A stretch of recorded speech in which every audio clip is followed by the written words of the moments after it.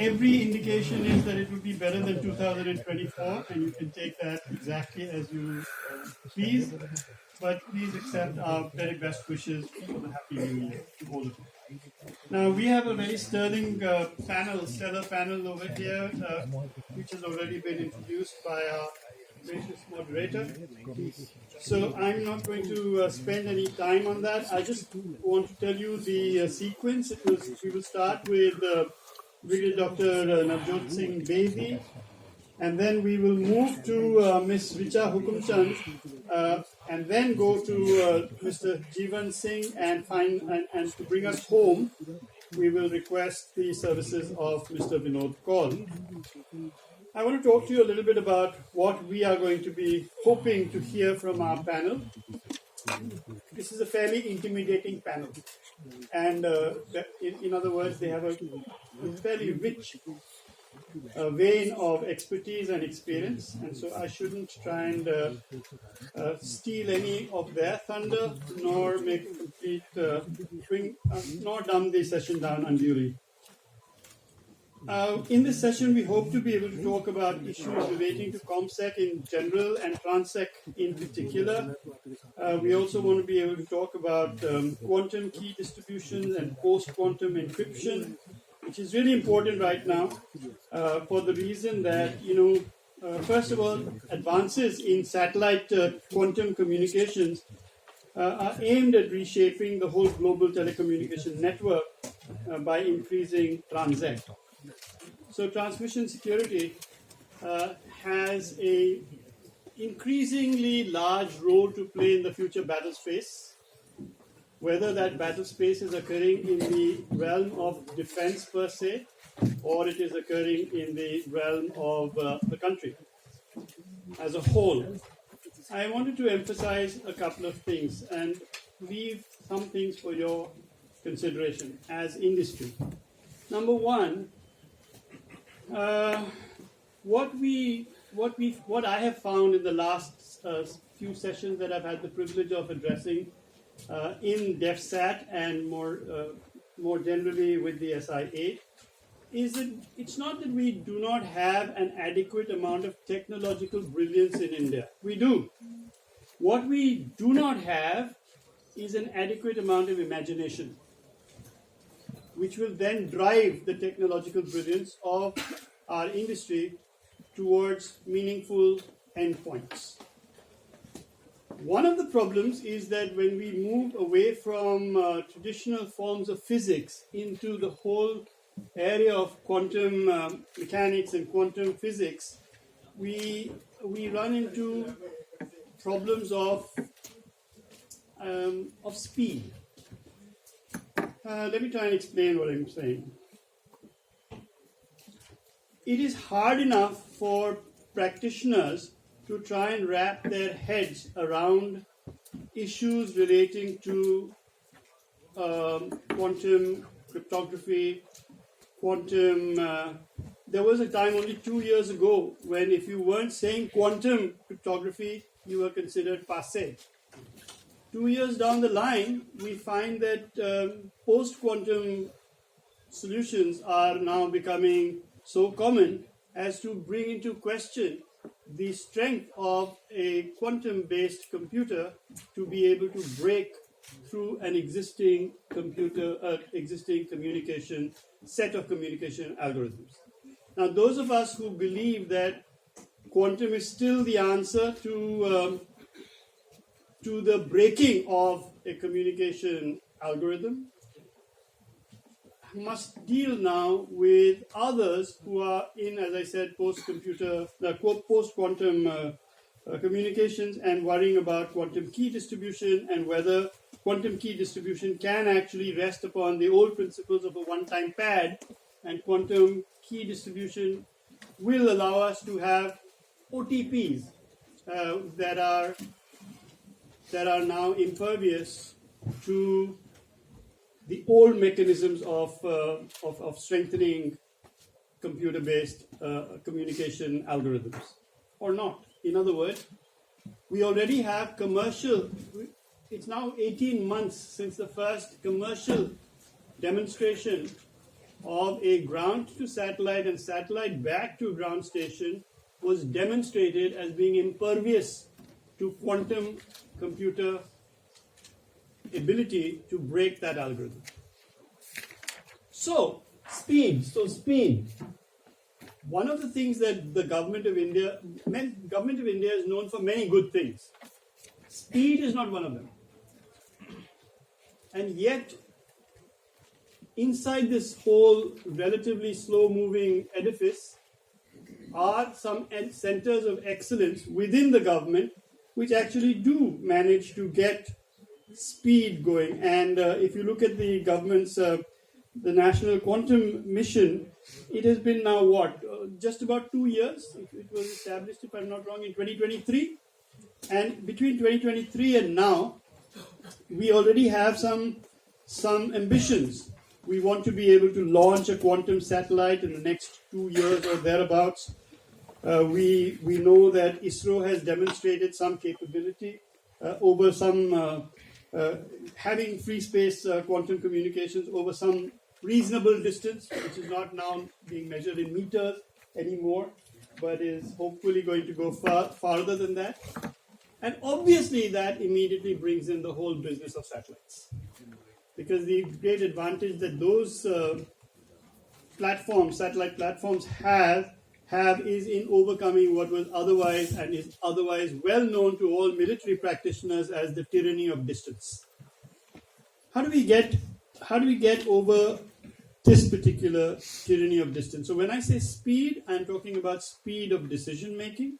The largest challenge, I again want to reiterate, is not technology. The largest challenge is imagination. And the challenge is evenly distributed between industry and the military. And hopefully, as we progress these DefSat war games, tomorrow you will see that speed of understanding of the movement of technology and the imagination that is required to be able to understand where we might go with that particular technology are going to come into sharp focus.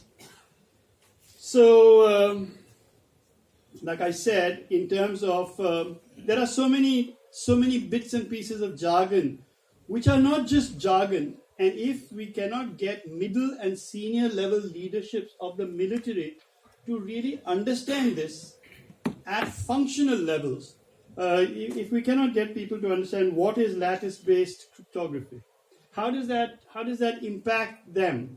How will it impact them by the time they move from, say, the rank at which they are to the rank that they aspire to, with time being compressed all the time? How is this going to happen? What exactly should we be doing? We're not even do our mid-level and our senior level leaderships.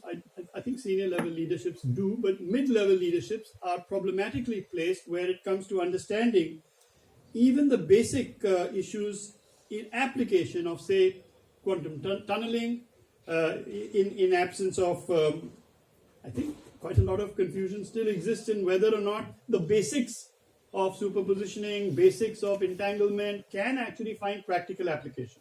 Then we've got these other types of people, and they are that wo dekho chidiya kuch nahi hua type, eternal optimist. So don't worry, just give us another couple of months, and you will see practical applications, practical quantum computers proliferating. But we know that is not the truth. We also know, therefore, that there is not much room for pessimism, and there is not much scope left for optimism which is not backed by some facts on the ground. So where do our positions lie? And why am I emphasizing this business of imagination quite so much? Last point.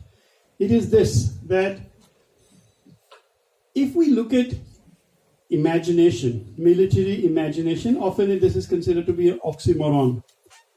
But if we look at how militaries succeed, they succeed because of imagination. Does imagination therefore become the prime driver of technology? Should it be the prime? Is imagination within the realms of technology at all? Is it within the realms of the sciences? How have we defined sciences? We want to tell our people, all the time we are forever telling our people that science, so what do we understand by science? We understand science, technology, engineering, mathematics, the STEM series. Now, some of us are thinking, and if you've come from an IIT anywhere in our country, you will realize that in many IITs there's a belief that there's some problem. So long as we can explain the CBSE kind of syllabus, A, B, C, D, mein se ek choice le lo, we are fine. If we give him a real world problem in which there's a real world thing, he can't understand the problem.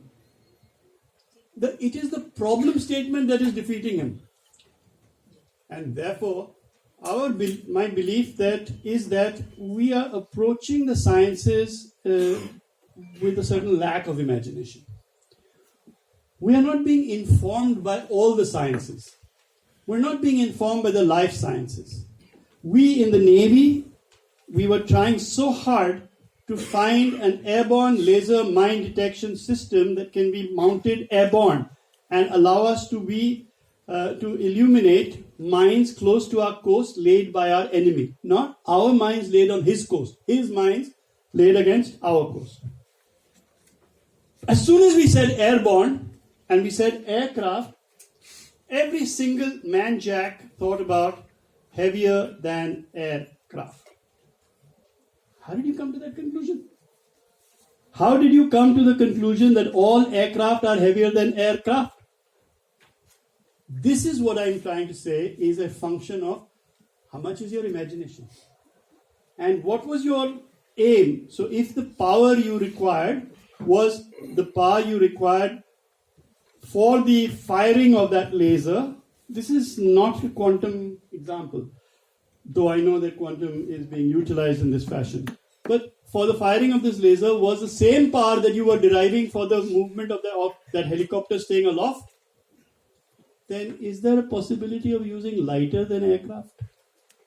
Is that possible?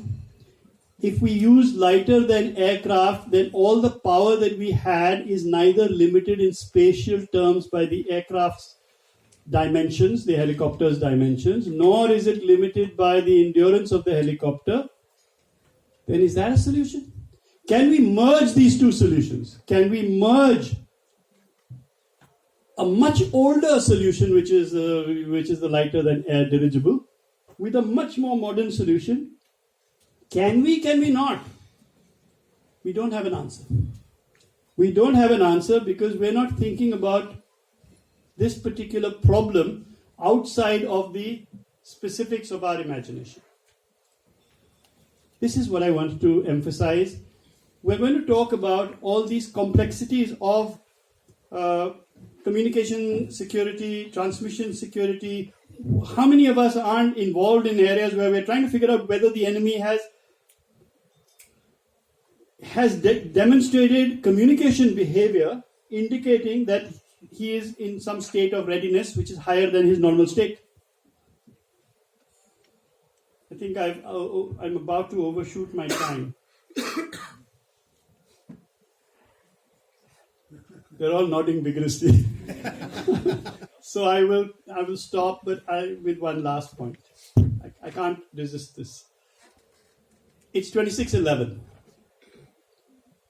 India has been taken totally by surprise by Ajmal Kasab and his cohorts. Yes, that's true. We were taken completely by surprise. Our belief is that Pakistan was taken equally by surprise. They also didn't know what was happening. How do we know that? Because if they had known what was happening, they would not have been able to discount the fact that India might have decided to go to armed conflict, go to war. But we were keeping nigrani on them. Hamari nigrani hamesha un pe rehti hai. We didn't detect anything. Consequently, we believed that if nothing was detected, no change in communication patterns, no intensity, no change, then they didn't know. That's a conclusion that we drew in Transec. This is not a conclusion you can draw anymore. Because if his Transec had been superior, he would have fooled us. We wouldn't have known. And therefore, can we do the reverse? Do we always have to be the victims? Can we be the perpetrators? These are areas that I think both military and industry would be wise to think about. But now I've really spoken enough, and I will now turn the proceedings over to this very illustrious and distinguished panel, starting with Brigadier Navjot Singh Bedi, who, as you've already been introduced, sir, is an additional officer with the DIA, and over to you. So I'm going to give each of you, say, 7 to 10 minutes. At 7 minutes, I'll start making unhappy noises. And at 10 minutes, we'll press this particular buzzer which has been given to me, which ejects the speaker from the podium. Thank you. Thank you, Chair. Thank you, Chair. And thank you, SI, for inviting me to this panel to convey my thoughts on this topic, very interesting topic. After that brilliant overview given by the Chair and the cursory warning, I'll plan to go slightly fast. I have no intentions of being ejected. So, traditionally, communication satellites, they were geo orbits and are capable of providing communications, though with a lot of latency, but primarily were used for other tasks. And they have been proved their worth since the 1960s onwards. They orbit at around greater than 35,000 kilometers above the Earth, and they're highly capable, have long lives. But by and by, the expectations increased. So now, though 3 satellites or geosatellites cover the complete orbit, but still there have been certain questions raised about the bandwidth that they provide and the capacity. Though recent technical advances, including new high throughput satellites and reconfigurable designs, have improved both efficiency and performance, but a new entrant has come into the play, that is the LEO. These orbit at between 500 to 2000 kilometers from the Earth, offer faster communications because of a lower latency, and provide higher bandwidth, which I was discussing with one of my co-panelists while sitting outside. And at times it's better than what even was provided by cable and copper and some previous or prior to 5G transmission capabilities. Communication occurs through a constellation of LEO satellites, as global coverage requires a large number of spacecraft. So a LEO satellite will be orbiting in less than 2 hours, generally about 128 minutes. Means it's in view for only a few minutes, actually about 17 minutes or so. So a LEO satellite will be making at least about 11.25 orbits per day, which takes a toll on its life capability also. Now, are these here to stay? One may recall that somewhere in 1990s when several companies had tried to provide global coverage through satellite. Globestar, Iridium, Odyssey and Teledesic all had impressive plans, but all except Iridium in the end had to either scale back or fold it back because of the high cost and limited demand. I'm sure a lot of drawing board exercise and reworking has been done, because now the LEO concepts have undergone a major change in satellite ops, including manufacturing and supply chain, because now they ask more of a satellite and it's a shortened lifespan. Generally, the one says about 5 years or so, as compared to 15 years of a geo. A few points that the chair and the panel is expected to address. I'll just touch upon it because the main aspects the chair has already dwelt on. Post-quantum encryption. Now, it's also called quantum proof, quantum safe or quantum resistant. It's very important. It's the development of cryptographic algorithms, usually public key algorithms, that are currently thought to be secure against a cryptonic attack by a quantum computer. Many countries are collecting data, storing it, which they are unable to decrypt, and waiting for the development of a quantum computer to work on it. So hence the importance of post-quantum encryption. Most of the public key algorithms rely on the difficulty of three mathematical problems, which we are all aware of. One is the integer factorization problem, one is the discrete longevity problem, as also the elliptic wave discrete longevity problem. Now, all these problems can be easily solved on a sufficiently powerful quantum computer.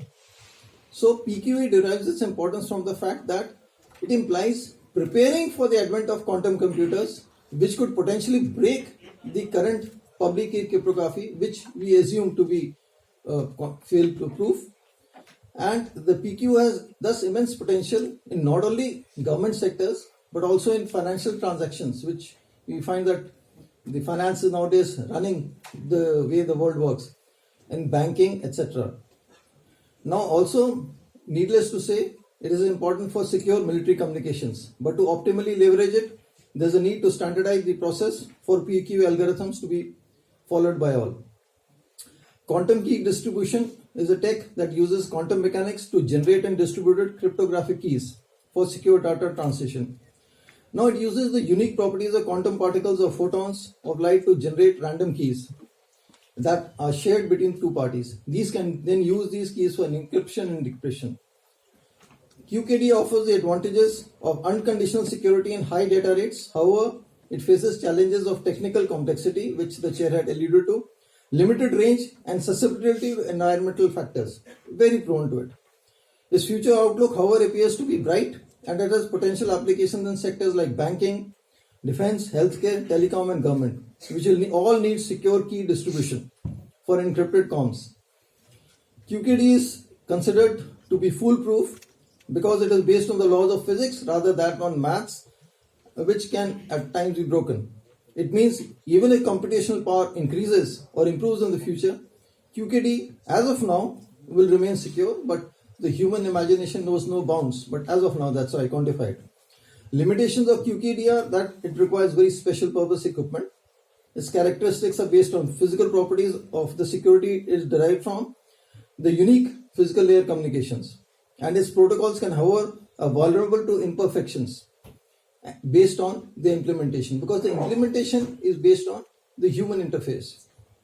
For example, QKD is susceptible to man-in-the-middle attack.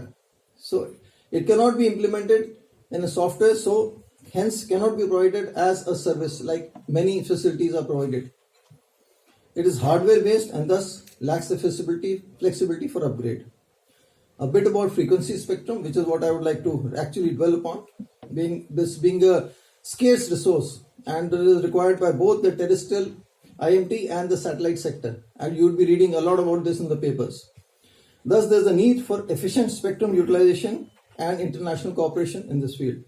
The first issue with regard to satellite spectrum is the allocation for LEO constellations, their pricing and utilization for defense and government and other sectors. Now, LEO constellations like Starlink and OneWeb, they use the shared spectrum. The government has decided to allocate spectrum administratively as per the space policy to LEO constellations. However, certain issues remain with respect to the pricing. Now, there is a virtual limit to the number of satellites that can be given frequency spectrum. So, there is a virtual limit on the number of constellations or applicants. Another thing, the LEO constellations are seeking to connect the unconnected and therefore seeking for subsidy under the USOF, Bharat Nidhi. Now, should there be Bharat Nidhi be allowed for connecting to already developed rural areas, urban areas, or only for the rural areas? Second issue is with respect to the NGP released by InSpace. NGP is norms, guidelines, and procedures. And after the release of the Indian Space Policy 2023, in which all non-government entities are permitted to establish gateways for providing services like telemetry tracking and control, MCC, and remote sensing data. So now this possibly reduces the dependency of government on ISRO, and one could possibly consider the option to use LEO constellations for connecting forward underserved areas and for providing BTS backhaul to existing mobile networks. The potential for sharing spectrum with other users is immense. Like, for example, commercial SATCOM operators could be explored. However, it is, as far as defense is concerned, it should be contingent upon the primacy of the requirement of the armed forces. And the security being paramount, this is a very major issue. Spectrum warfare is a reality, and in the background of the growing threat of spectrum jamming and interference. The importance of satellite constellations for global coverage and resilience is well understood and has been dwelt on in passing by the chair. Now, if the LEO communication satellite is to be considered for military use, then it's very important there's a need for seamless integration of satellite comms with various military platforms, such as aircraft, ships, and ground vehicles. There's also the aspect of the importance of interoperability between different satellite systems and networks. Additional consideration that one needs to factor in is the importance of cybersecurity in protecting military satellites. And potentially applications of AI, of course, and automated networks are also there, which help in threat detection. Now, recent conflicts have proven conclusively that about the limitation of geostationary satellite-based communications for military in various theaters. So the limitation of the equatorial orbit for us restricts the RF availability. So apparently, the only way out is to go for low Earth systems or LEO satellite systems. However, we need to put in place certain measures before we are fully ready for this. This is a policy decision, and once this is taken, rest everything including ComSec, Transec, antennas, systems, etc. flows from this concept, if one agrees to it. Companies are planning large LEO satellite internet constellations. They still need to reduce a range of costs specifically to ensure long-term viability. Lowering launch cost is one aspect, which some of the satellite launch operators have done, but it will be equally critical to reduce the cost of manufacturing spacecraft, ground equipment, and user equipment. If suppliers and constellation providers can achieve these cuts, they could unlock enough demand for large LEO constellations to transform both business to consumer and B2B communication markets. Military SATCOM solutions are not akin to what is provided in the commercial, need to fight through adversary jamming, operate despite ground station disruptions, withstand challenging environmental conditions, and mitigate an ever-growing set of attack vectors. To sum up, protected military systems need to be failure-proof, both in the technological domain and, more importantly, in the realm of geopolitical control, which is self-reliance and Atmanirbharta. Sometime back, you would be aware the launch of some satellites of OneWeb constellation were delayed due to some geopolitical considerations. So the control needs to be with us.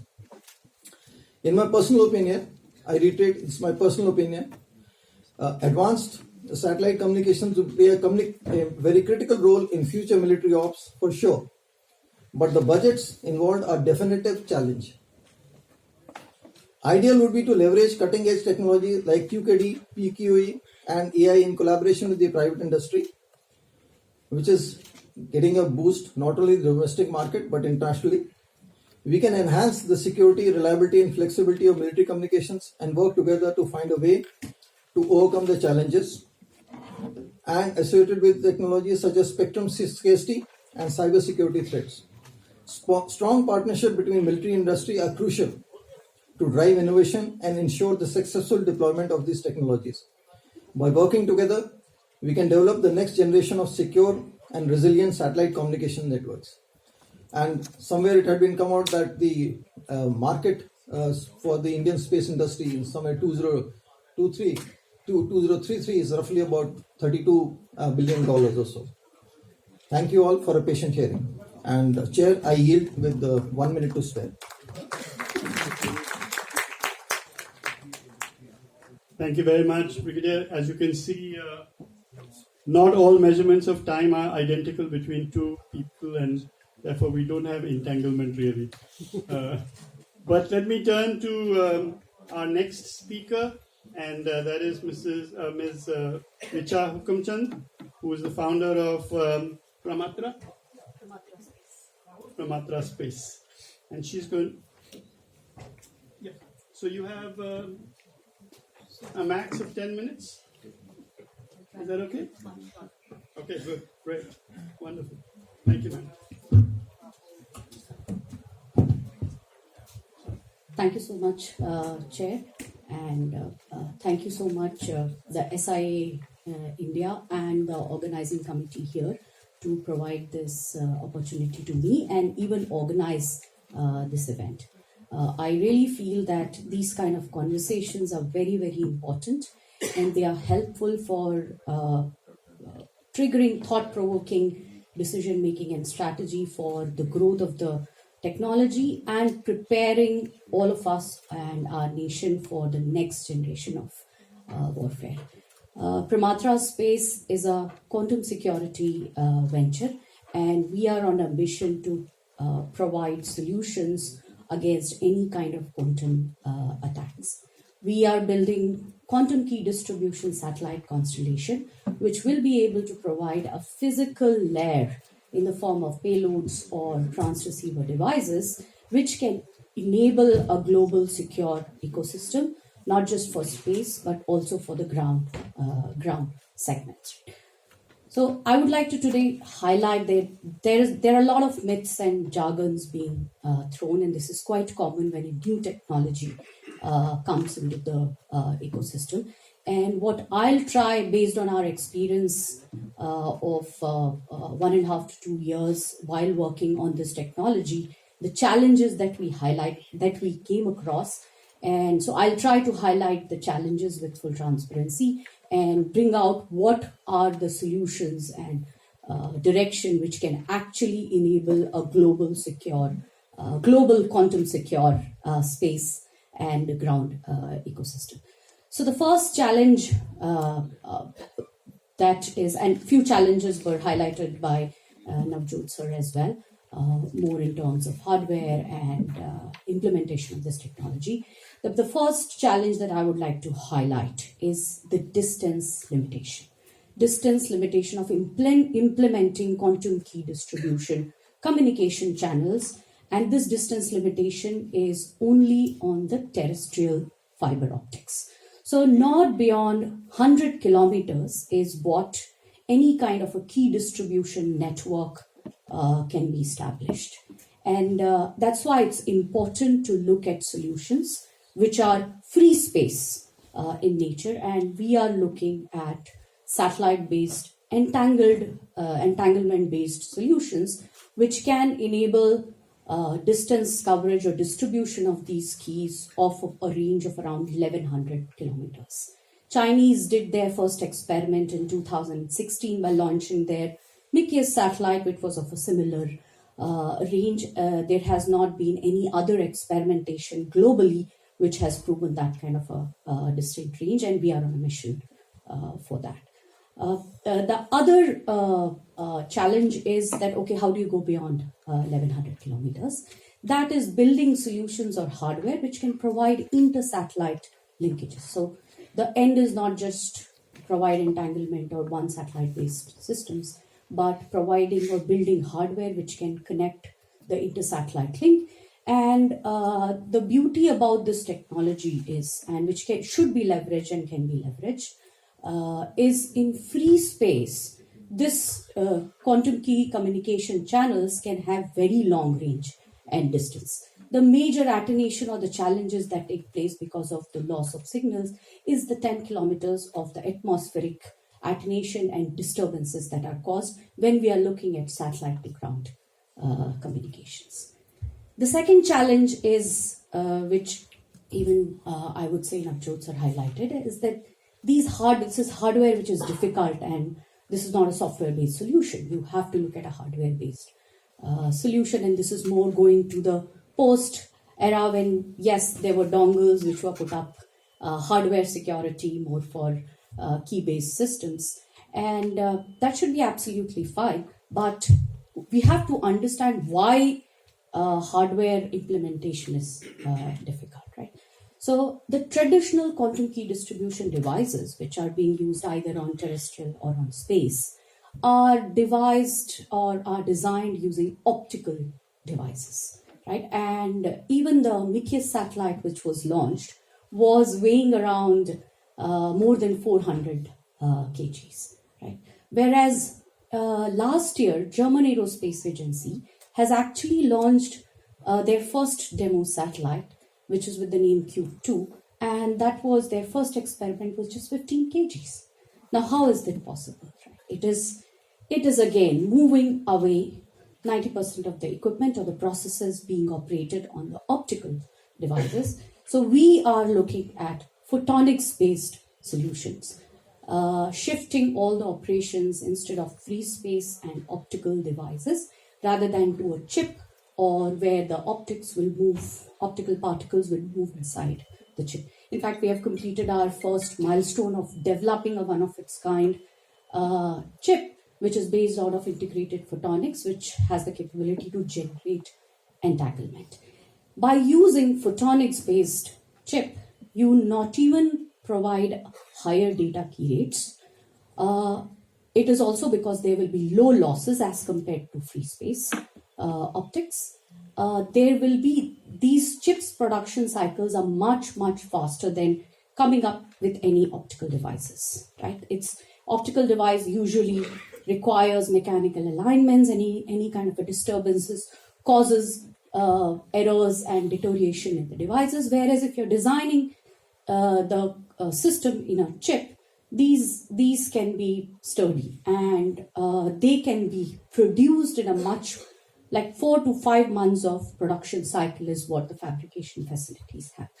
So if you look at a national level, I think it is very important for us to build the fabrication facilities for photonics, and this is to catch up and be there in the race for chip war and be a leader in the photonics industry, so that the next generation warfare equipment can be built.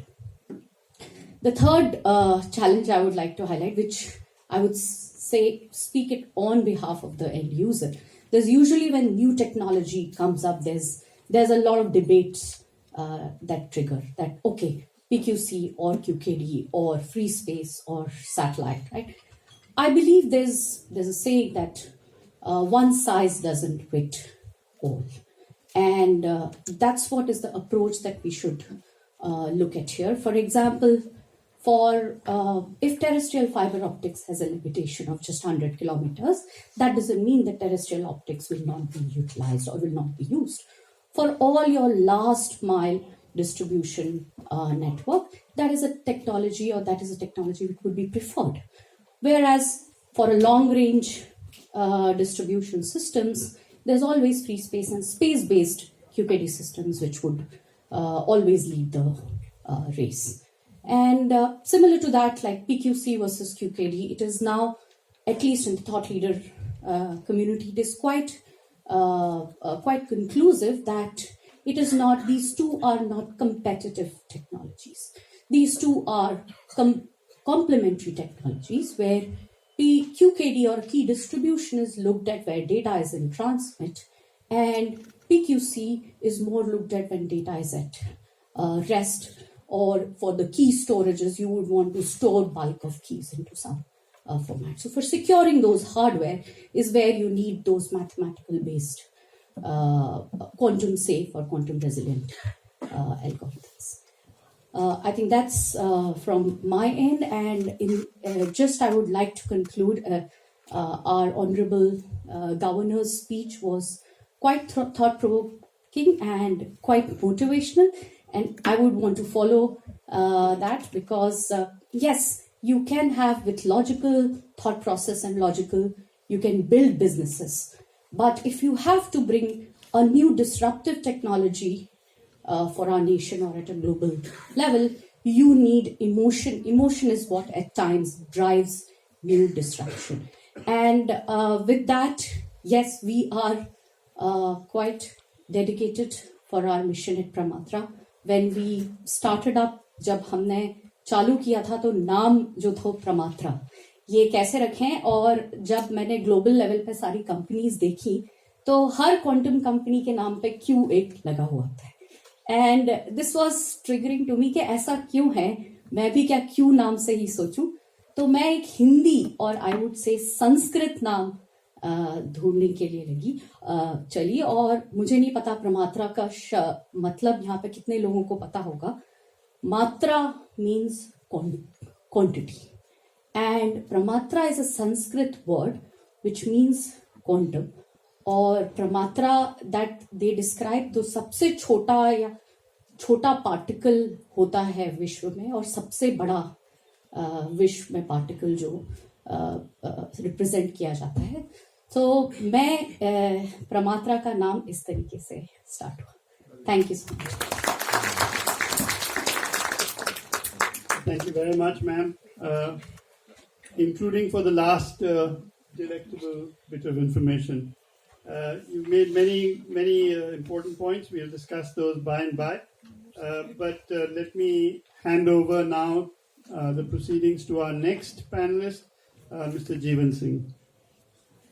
So, Mr. Jeevan Singh is from Viasat, India, and 10 minutes. Yeah, thank you, Chairman, and hello to everyone. So we are talking about how we are making this secure communication to all our defense forces. So we are as a Inmarsat, and now it is being acquired by Viasat. So we are offering these SATCOM services and associated with the defense forces and the government since I think last 3 decades.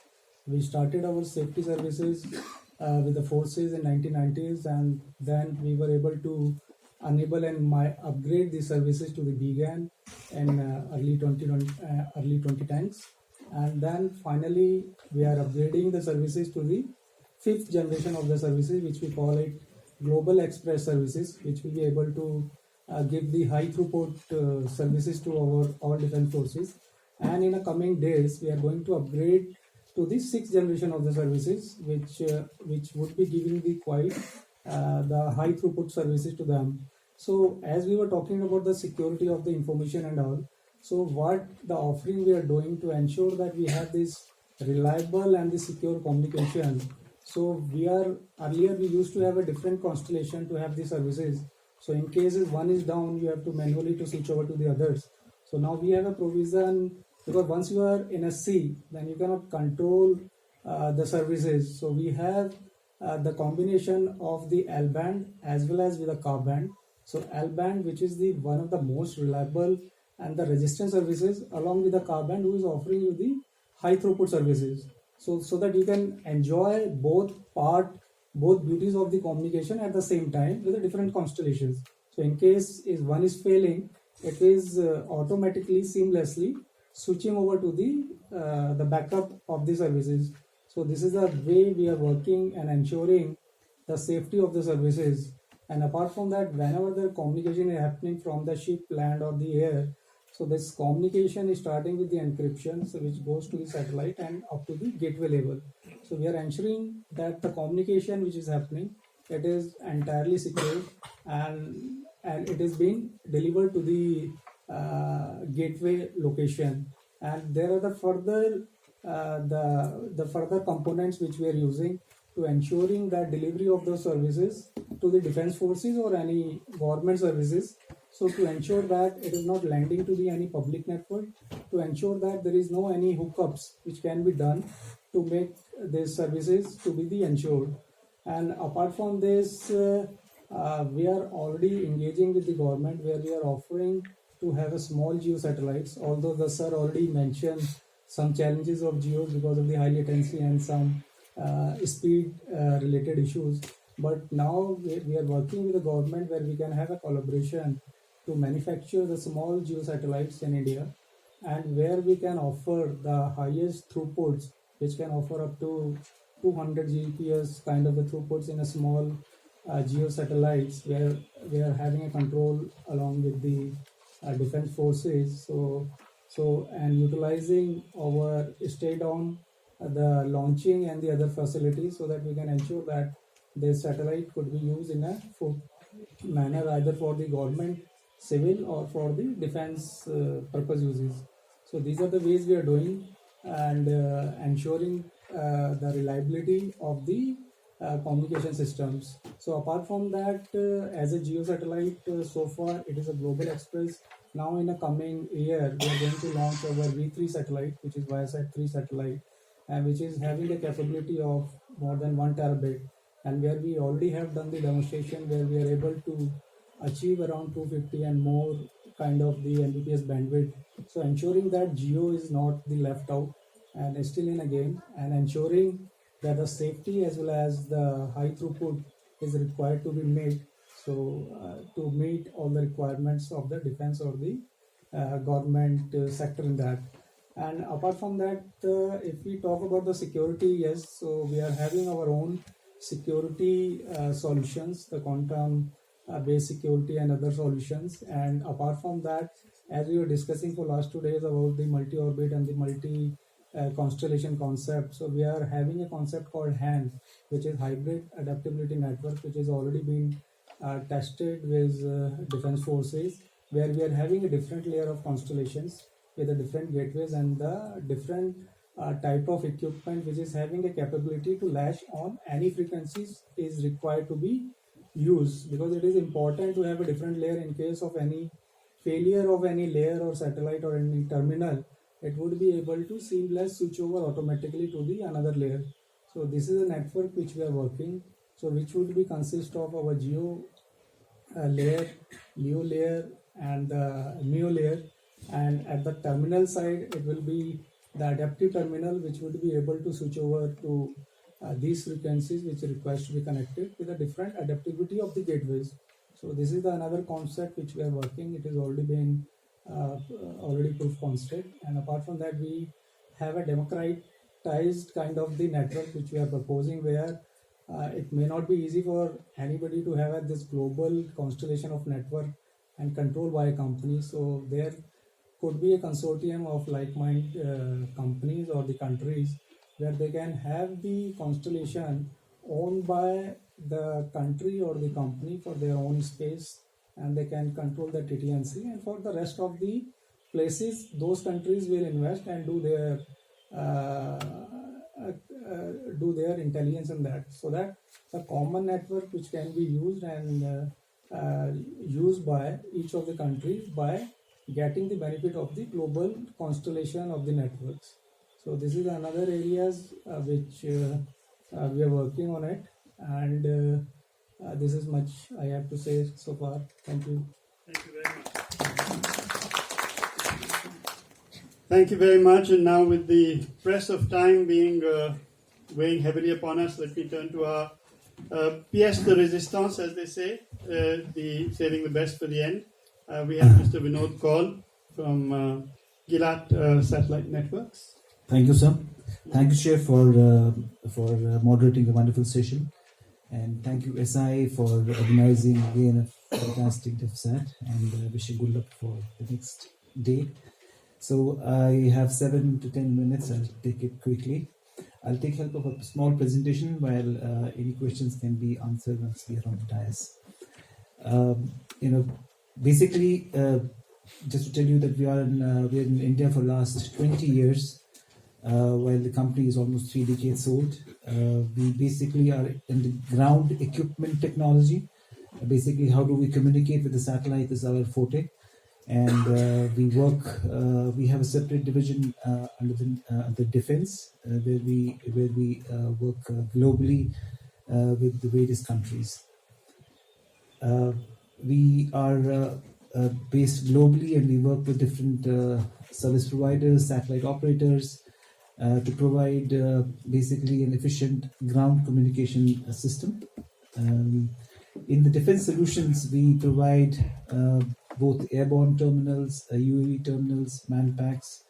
On the maritime side, we have specialized equipment which can connect to the satellites for on-the-move terminals, and the ground segment, the gateway equipment which communicate to the space segment. And these are the various products which we manufacture, and specifically on the military side, we are now into the very specialized antennas for UAVs and aircrafts, and then we also have portable hubs for defense forces, and very specialized military modems for secure communication with the satellites. This is one of the tactical military modem we're currently working on. I wanted to highlight the challenges which we have seen, which are faced when we're talking on the satellites, via satellites. The encryption layers, the resilience, spectrum monitoring, the low SNR and anti-tampering functionality. So all of these are challenges, and security is such a wide aspect where it's a continuously evolving subject. So today, if you're doing X, in a short time, in 6 months, it changes. So you have to have a technology, you have to have a vision, and where you continuously keep on changing based on the need of the countries, need of the network. So, we have specified a company in US which works with the USDOD, US Army, and multiple NATO MODs, offering various solutions which are around portable SATCOM terminals, transportable hubs and gateways, and we also do some monitoring and control software for them. These are some of the solutions which we offer for on-the-pause solutions. And then specifically on the UAVs, we have full tactical terminals which currently will be deployed in India also with our local partners. And some of them are deployed and some of them getting deployed in the coming time frame. In coming to the topic specifically, if you see secure SATCOM, we have broadly three elements. There's a space segment, there is a user segment, and there is a ground segment.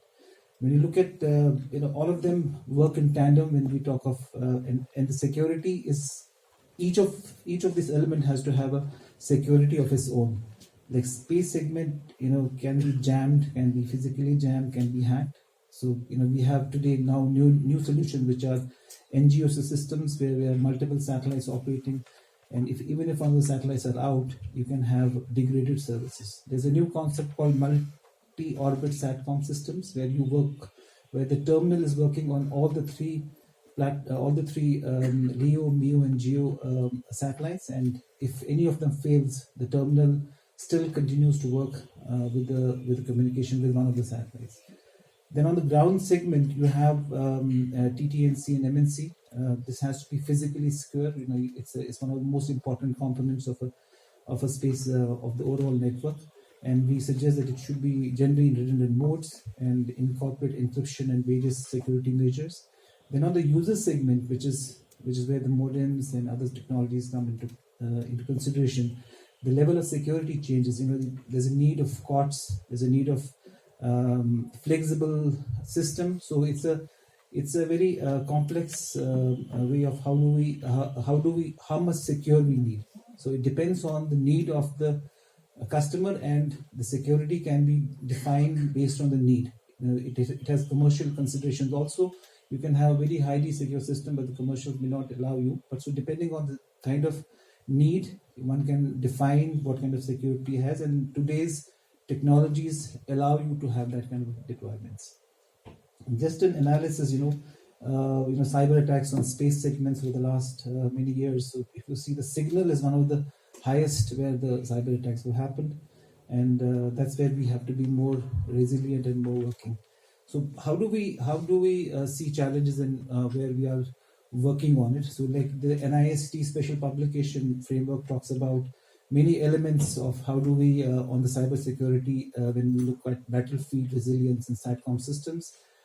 These are various points which today's technologies are implementing, and this keeps on changing. When we talk of hub zero trust, or when we talk of irregular penetration testing and misses scans on the deployed systems. So this is an ongoing process, and we all these technologies which are to be deployed on the SATCOM follow these processes to see how they are done in a right manner.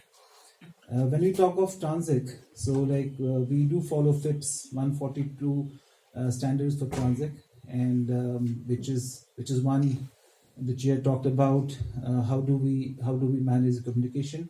But yes, it is not that TRANSIC is needed for everything. It depends on how critical the communication system which you are deploying is, and based on that, it can be used or cannot be used. Then we have ComSec, the communication security, where we're deploying AS256. Standard today is quite prevalent in most of the SATCOM systems which we deliver in India or anywhere else. We also use very specific authentication, which is very unique, called X509 authentication, where the terminal is authenticated before it is deployed in the network. And these certifications are done locally by India, and we get them implemented on a network. That's it, sir, from my side. Thank you very much. I hope I was on time. Yes, thank you very much. Everybody was. Thank you, everyone. We have a few minutes left for some audience interaction. If you have any questions, yes, sir. Just introduce yourself for a second so we know who you're saying.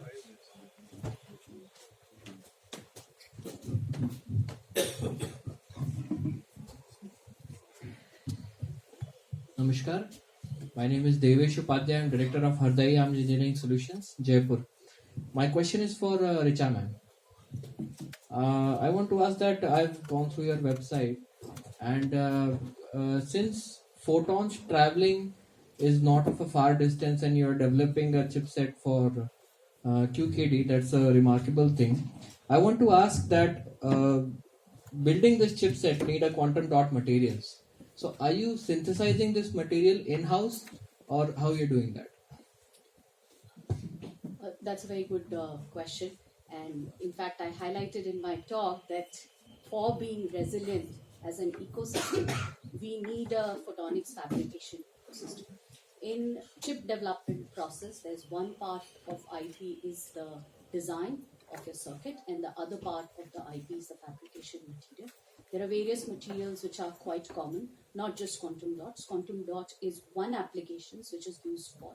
There are silicon nitride, gallium arsenide, indium phosphide based photonics based solutions which are quite popular, and in the European ecosystems the fabrication has also been scaled up to larger capacity. So we are the design of our chip is proprietary, fully designed at a component level in-house, and we are taking support from a fabrication facility in Europe for the same. Okay, I just want to add that. Just one at a time, because we have one more question. If you just pass the mic on to your. No, I just want to add one point that Hardai Engineering Solutions is standing for synthesizing this quantum dots and other materials.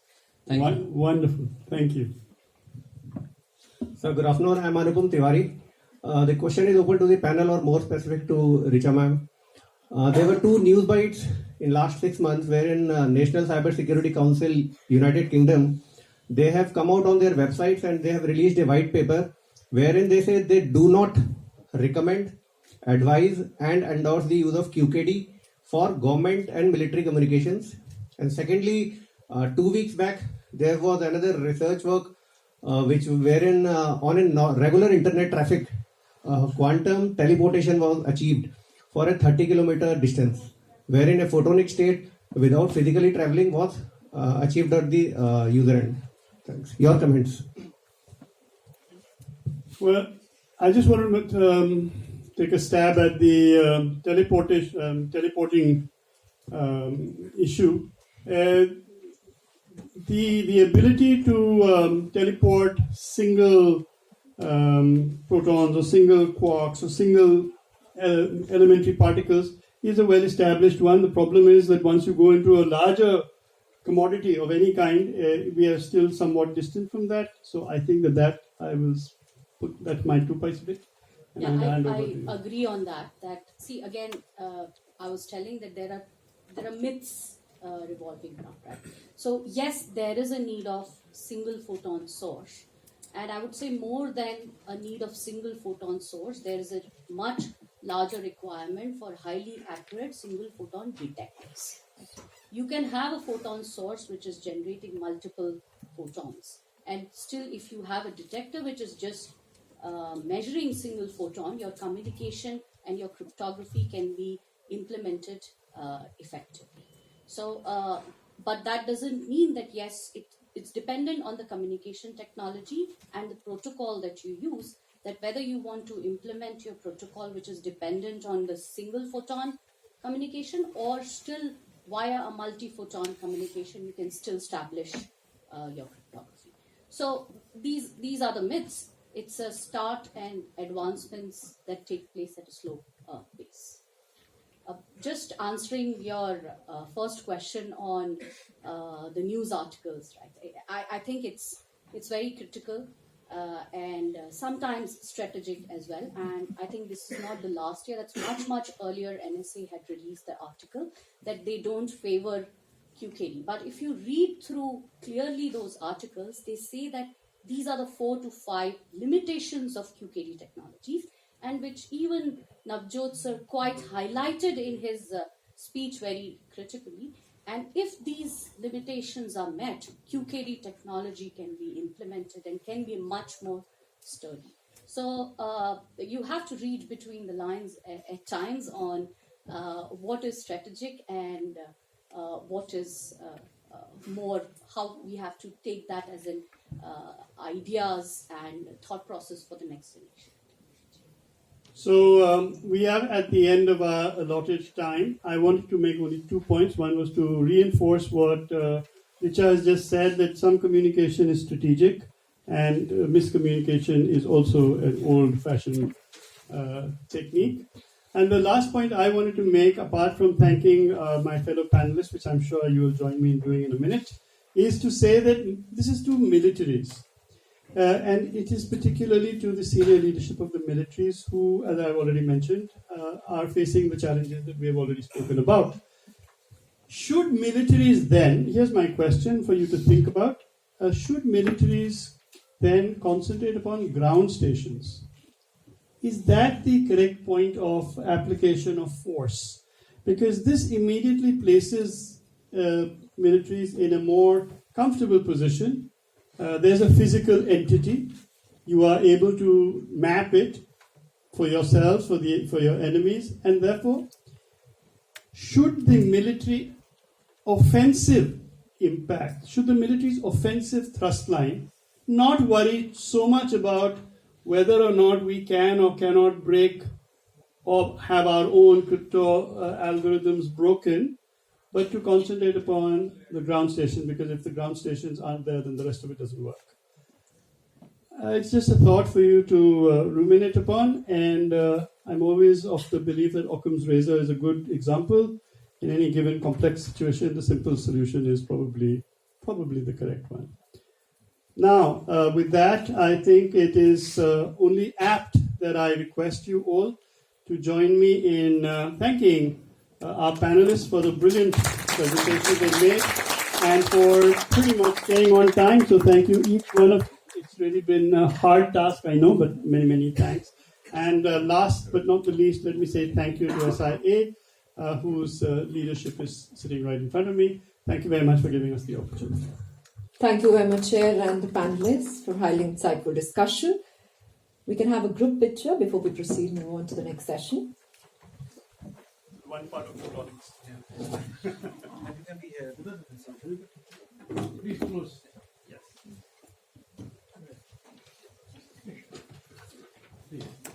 So.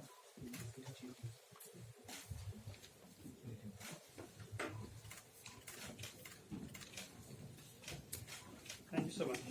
Thank you very much. Thank you very much. Thank you, ma'am. Thank you so much. And with this, we move on to the next session of the day, which is harnessing space technologies for comprehensive homeland security. This panel examines the pivotal role of space-based technologies in enhancing homeland security and disaster response capabilities. Representatives from Central Armed Forces, Central Armed Police Forces, Coast Guard, NDMA and State Police Forces will join industry leaders to discuss how satellite communications, Earth observations and positioning systems are revolutionizing operations across strategic, operational and tactical levels. The session will explore innovative application in the border security, counterinsurgency, disaster management and law enforcement, highlighting how space assets improve situational awareness, decision-making and operational effectiveness across India. For the same, I would like to call upon the Chair, Mr. Govind Mohan, Union Home Secretary, Minister of Home Affairs. The moderator of the session, Mr. Sanjay Kundu, former DGP, Himachal Pradesh. And the panelists of the Mr. Rajiv K. Sharma, DG, DPR&D. Mr. Praveer Ranjan, Special DG, CISF. Mr. Gurpawan Singh, President, IRIS, and Mr. Advait Kulkarni, Director, Vasundhara Geotechnologies Private Limited. Over to you, moderator.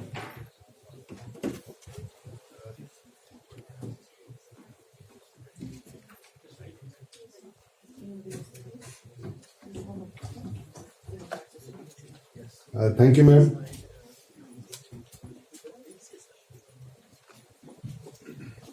Good afternoon, everyone. We are slightly behind time, but we'll try to do justice to this session, which is on harnessing space technologies for comprehensive homeland security. We've got a brilliant panel before us, and I'll take a moment to introduce all of them. First is Mr. Rajiv Kumar Sharma. He is the Director General of Bureau of Police Research and Development, BPR&D, the think tank of the Ministry of Home Affairs, MHA. The organization is tasked with training, capacity building, research and development of police, prisons, prosecution, and all other rule of law institutions in the country. Mr. Rajiv is an alumnus of the National Defence College, Jawaharlal Nehru University, and he's also got prestigious degrees from India and abroad. He brings with him great experience of working in leadership positions in his state Kada, Rajasthan, and also has been a joint director in the Central Bureau of Investigation. We welcome him. Second, Mr. Praveer Ranjan is the Special Director General of Central Industrial Security Force. In this particular position, he does many things, but one of them is security of the airports. So today, millions of people travel every day through airports, and their security is ensured by him and his team. This is a huge, huge responsibility. Earlier, he was DGP of Chandigarh, and he did marvelous work. He introduced technology, and he was the key to introduce the 3 new criminal laws. They were for the first time introduced in Chandigarh. He has worked earlier as Deputy Director in Central Bureau of Investigation, CBI. Highly academically inclined officer, he has Masters in Public Policy from prestigious Harvard Kennedy School and National University of Singapore. Both Mr. Rajiv Sharma and Mr. Praveer Ranjan are highly decorated and experienced IPS officers of the country. From the industry, we have Gurpawan Singh. He is the President of IRIS. The company has established itself in the niche market of homeland security and risk management. A former para-commando, his company provides services to tech giants like Google, Microsoft, Tata's, etc. The second member of the industry is Mr. Advait Kulkarni. He is the Director of Vasundhara Geotechnologies Private Limited. He is an aerospace graduate from Queensland University of Australia, and he, along with others, have established a startup. Today, they are doing more than 2.5 crores of business with the Indian Army and Government of Maharashtra. For some reason, the Union Home Secretary, due to commitments and meetings, could not make it today. So I have been hearing this session for last about 1.5 days, and they've been talking about multi-domain operations. And what is multi-domain operation without homeland security? It means nothing. Homeland security is the hinterland of the country. So it is very important. And when General Pannu said that you must come and we should have homeland security, I welcomed this idea. Now, I am reminded of a word called Jugaad. Jugaad is India's contribution to the English language. And we were always thought of making a jugaad, something quick fix. But I think time has come now that we are moving beyond jugaad and we are providing technology solutions with applications. The case in point is UPI. Ever since the advent of money, that was many millennia back, the only thing that has come in this world which has actually transformed cash and transactions is UPI. Today you can pay anyone, you don't need to carry cash. I see the same kind of future for space also. I remember when I was in UN mission in Bosnia. I had gone to visit my sister in Cincinnati, USA. When I landed there, it was early 2000. The immigration officer asked me, "What brings you to America, Mr. Kundu?" I said, "I have come to meet my sister and brother-in-law." He asked me, "Is your sister a doctor? Is your sister a computer engineer? Is your brother-in-law a doctor? Is your brother-in-law a computer engineer?" So maybe 25 years from now, the immigration officer in America will ask the relative that you come to visit, is he a space scientist? I think the time has come now. So, what are the uses as far as Homeland Security is concerned? My panelists will discuss their points of view, but I'll give about 3 to 4 points. First is, it is a critical asset for border guarding. I have served for a very long time in BSF. The ground defending or ground soldiering has its limitations. It's basically cat and mouse game. Sometimes you are on top, sometimes they are on top. And the challenges keep increasing. With drones and drugs coming in, I think it is time that we have space technology to guard our borders. Our borders are very long, they're treacherous, and coastline is even longer. Second is space as part of multi-domain operations. General Pannu mentioned Army, Navy, Air Force, Cyber and Space. I think hinterland also has to be there. Otherwise, rest is not possible. Third thing I can think of is disaster prediction and mitigation. I have worked in Water Resources Ministry as Joint Secretary. We found space very, very useful. First of all, it is meteorology, predicting weather, climate change. Second is hydrology, river flow, floods and droughts. Although climate change has worsened this, but the loss of life is minimum, loss of property is minimum. It is largely because of space technology. Then space technology for law and order. I think the day is not very far when we will have specific satellites for towns like Delhi or Chandigarh to better manage the towns. I think it will happen very soon. And last thing I can think of is space for traffic management and road safety. As our GDP is growing, our road network is growing, our automobiles are growing, the roads are becoming chaotic. Road safety is becoming an issue. I think we need space technology to sort that out. I was reminded that this space is a niche field and defense is a niche field. And they don't have the appropriate market. But if you open the space for homeland security and general public, not only will you have market, you will have application. And the cost of technology will come down and it will be highly useful. With these words, now I request Mr. Praveen Ranjan to give his address.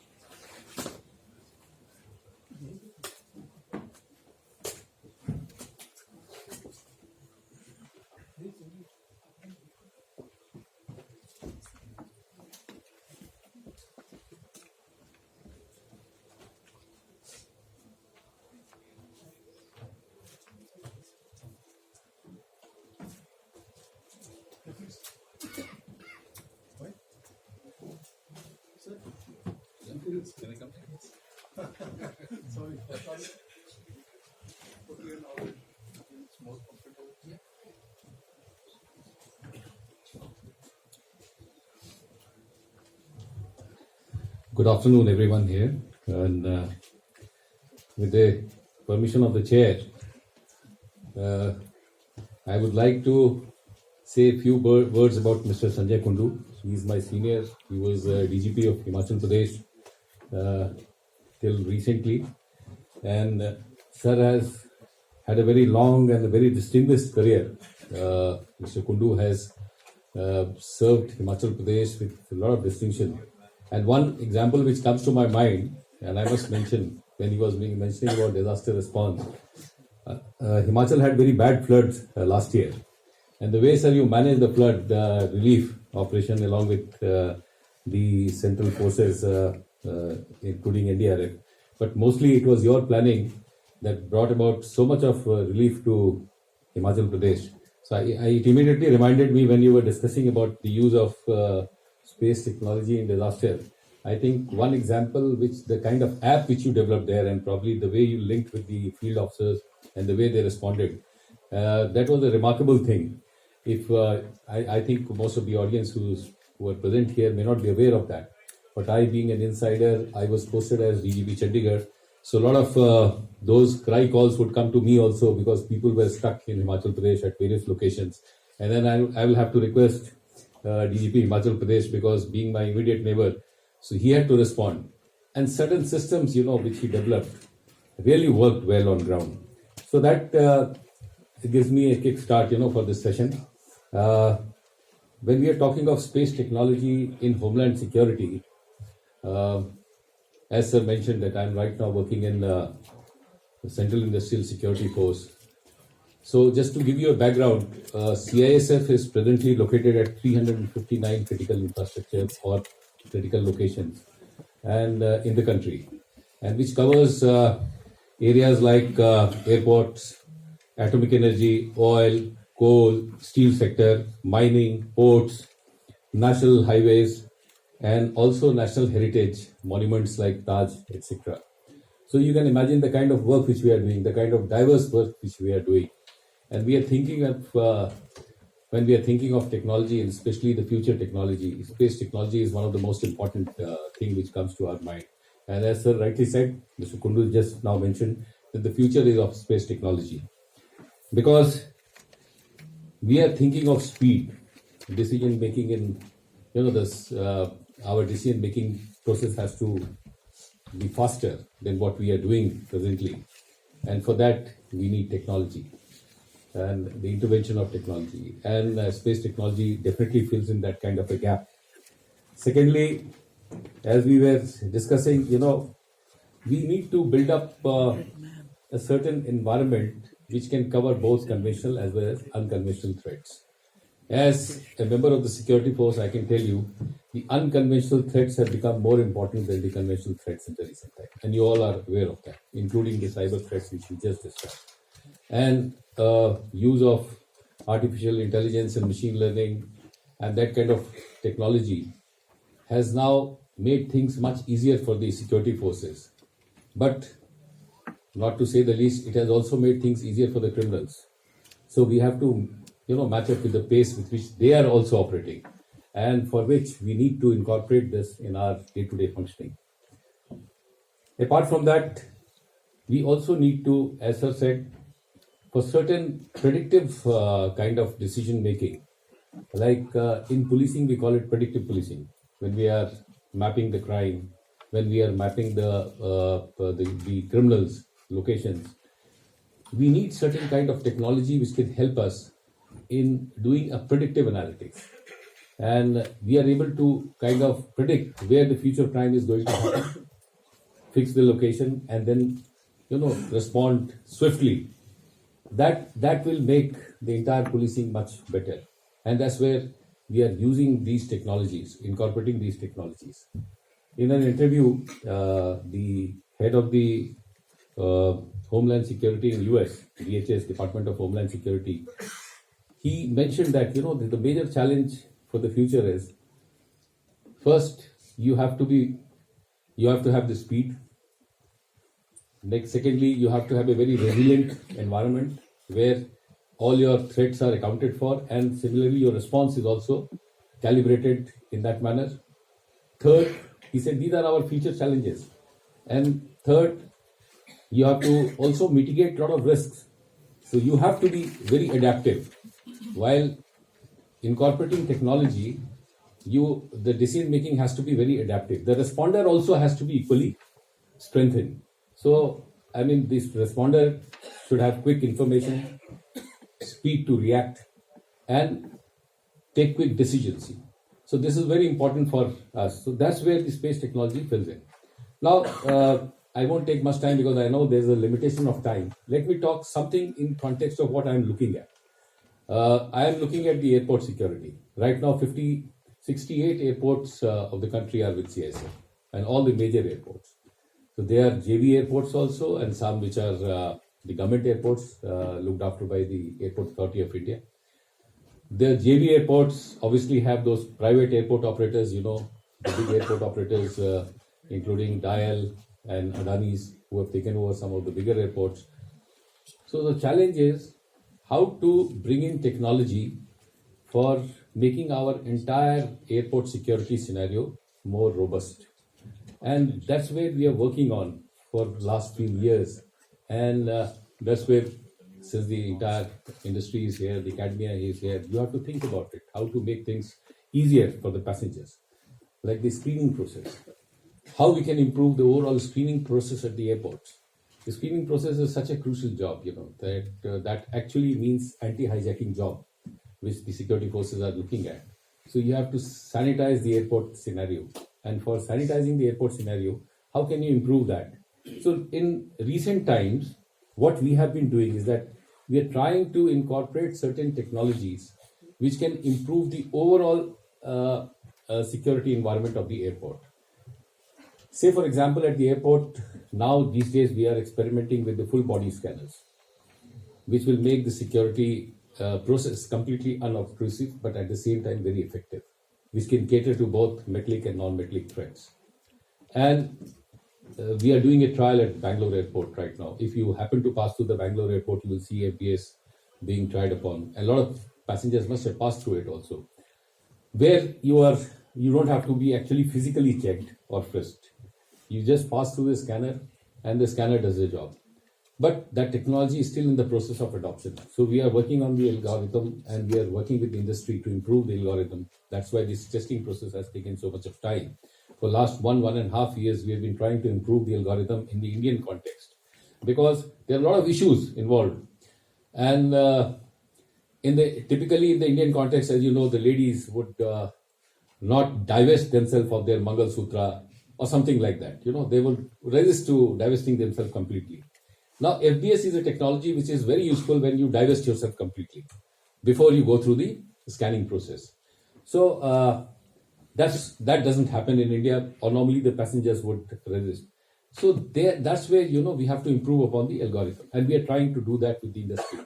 And so many of you who are working on these kind of equipments would be aware that these millimeter wave technology which are being used for FBS, which is currently in use and which is non-harmful, non-lethal actually, other than the X-ray technologies which are available. This millimeter wave technology or the centimeter wave technology have just come up recently, and they are being used in some of the European countries, like Sweden has come up with one version. There's a company called Swan Technologies, they have come up with one version. There's another company in Germany which has come up with another version. So they're trying to improve upon the technology. It doesn't harm the person as such. When the waves pass through your body, it doesn't cause any damage to you personally. So that kind of technology we are experimenting with. Similarly, if you ask me, there are certain other things which we have done. Like many of you, I was just talking to one of the distinguished panelists here when he was mentioning about facilities for the senior citizens. So I said, sir, are you enrolled with DG Yatra? So many of you must have experienced DG Yatra in the country, where we have incorporated the facial recognition system along with the big data, where you just upload your document, and when you pass through the airport, it is completely unobtrusive. Nobody stops you. You just pass through using your documents, and then the gates give you the way. And we are trying to bring it in the security check area also. So there are certain dedicated lanes which we have created at some of the airports, which is still in the process of expanding. So it has not been done at all the airports, I would say, but almost 24 airports in the country have this DG Yatra facilities, and we are trying to increase this facility all over. So with the DG Yatra, you have a completely unobtrusive kind of a travel which will happen, and this has been made possible only by incorporating certain technologies like the facial recognition system, which is there, and the system recognizes your face, the system recognizes your documents, and then it also is working at the back end with the other data, with the passengers' data, which is available with the airlines. So gradually this whole system will become very, very unobtrusive. And we have really improved in last few years. If you recall your travel experience some years back and now, I'm sure you would have found a lot of change in your own experience. So, and the feedback which I have got from the people is that, it is really working well on ground. The only thing is that people have to enroll for the DG Yatra, and for which we are trying to create awareness among the people. And as many people they enroll, they will get that facility. Similarly, sir, for the screening of baggages, we have recommended to BCAS. BCAS is our regulatory body, that we should use computer tomography for 3D scanning of the baggages, so that there is no physical opening of the bag. It is not required. And once it is adopted, which is in the process of being adopted, then we will have a much better screening of baggages. It will take less time, and your experience will be much better. So incorporating such kind of technology, which are basically, helping us in making the whole security process unobtrusive. But there are other kind of threats, more serious kind of threats to the airport, which have come from the aerial domain. Sub-aerial, like drones, the rogue drones, are a big kind of a threat to the airport. So to counter that, Air Force has already taken where we have those civilian enclave airports, we already have some systems installed. And in the JV airports also, they are experimenting with some systems. New systems have come with the help of DRDO. We have been able to devise some anti-drone technology, which has the option for both the hard kill and the soft kill. And those systems are being installed. But why it is important? That's what I'm saying, sir. The space technology becomes so much of important because we are using, we are using all these the systems, which have been devised for not only finding out these kind of aerial threats to us, but also to mitigate the risk in a safe area, because most of our airports are located in a typically civilian kind of environment.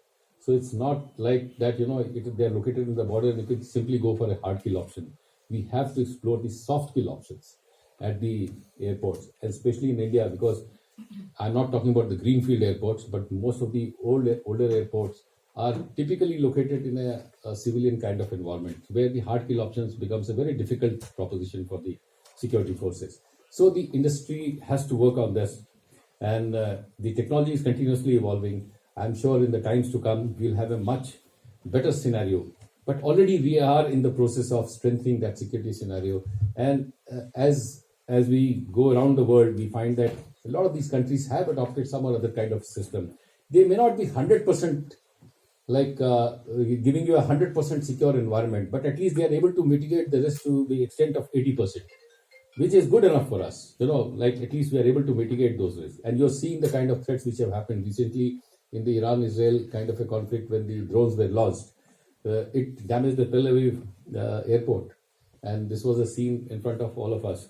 So how to mitigate those kind of threats? That is what we have to look at in future. So that's why it becomes very important. Lastly, I will just mention one incident which happened recently at the airports. These bomb threats which came. And you are all aware of this. 2024 was a very bad year for us, sir, from the bomb threat calls or the these kind of threats which to sabotage the aviation sector. As many as 1,017 bomb threat calls were received last year, out of which 611 were received on the social media accounts, mostly X, which they were using, and 280 via emails. But as you're aware, if any threat is received at the airport, we have to go through that entire process, which causes so much of inconvenience to the passengers. Like we have to take the aircraft to a secluded area, and then we have to carry out the entire anti-hijacking process, which takes a lot of time. And this is a standard protocol. So we cannot, in any case, avoid the protocol. So now we need to and we were not able to, and I must share with you, most of these calls which are being done are done through VPN. They are using virtual private network. So these servers could be located anywhere in the world. And the problem with the investigation agencies is that, you can't get details very easily from abroad because they have their own protocols. You have to send a proper request. There is a entire protocol laid down for the foreign investigation. So we have certain issues with that. So that is why it is important for us that we remain aware to these kind of cyber threats also. This I would classify them as one of the cyber threats, which is happening at the airport scenario. And since we recently went through it, so we need to also kind of evolve with times and have a very robust cyber environment. So that's where the space technology can play a very important role. So these are some of the challenges I've just highlighted, but there are many more.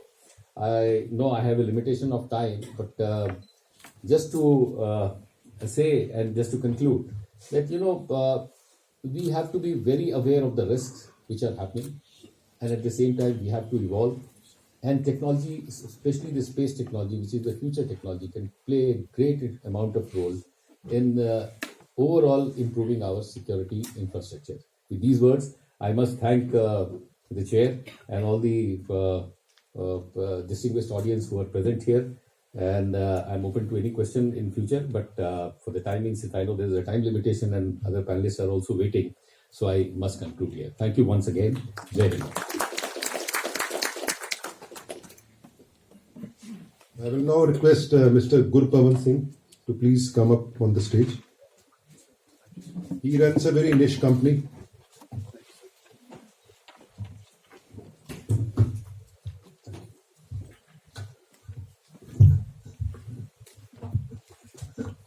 A very formal good afternoon to everybody. Thank you, SI India, and thank you, Chair, for the opportunity to speak here.